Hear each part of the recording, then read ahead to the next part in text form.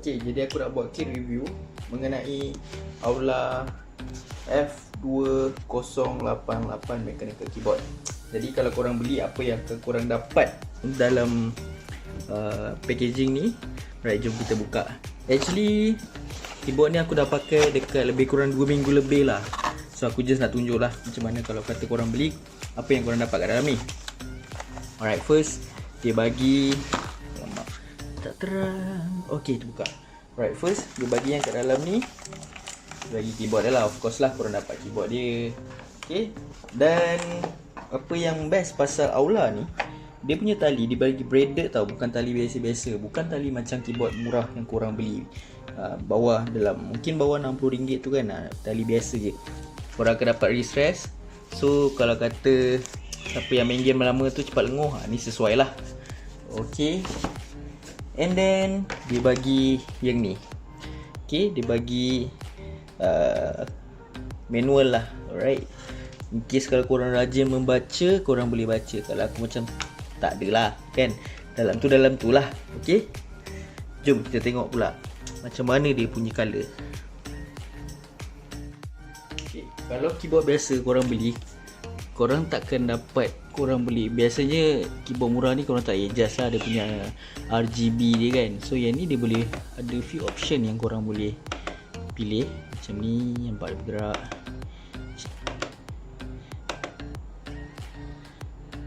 So kalau tekan lagi macam tu, tekan sikit macam tu. Alright, cantik kan.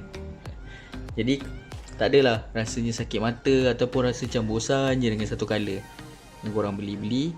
Korang kata, misal kata kalau korang tak nak ada lampu pun korang boleh off sebenarnya. Sebenarnya kau boleh tutup dia punya lampu, pusing saja benda ni, knob dia ni, dia akan off. Nampak tak menyala. Right? So agak cantik lah sebenarnya benda macam ni. Dan aku sarankan untuk korang belilah. Kalau kata korang nak cari mechanical keyboard yang orang kata tak terlampau mahal, tak terlampau murah. Harga dia dekat Shopee dalam 100 ke 150 ringgit lah, bergantung pada seller. Dan ada certain barang datang daripada luar negara. Kalau misal kata dalam harga 100 tu mungkin daripada overseas lah, basically China. Tapi kalau kata korang beli dekat lokal, mungkin harga dalam 139 ke 150 ringgit macam tu. Tak jauh beza sangat lah, 30-40 ringgit lah.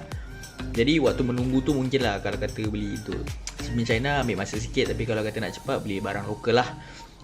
Dan untuk experience gaming pada aku, experience untuk main game agak best, sebab dia sangat clicky. Jadi korang boleh rasa button tu macam responsif lah. And dia punya response time pun laju juga, dia tak lembab. Ni macam tu.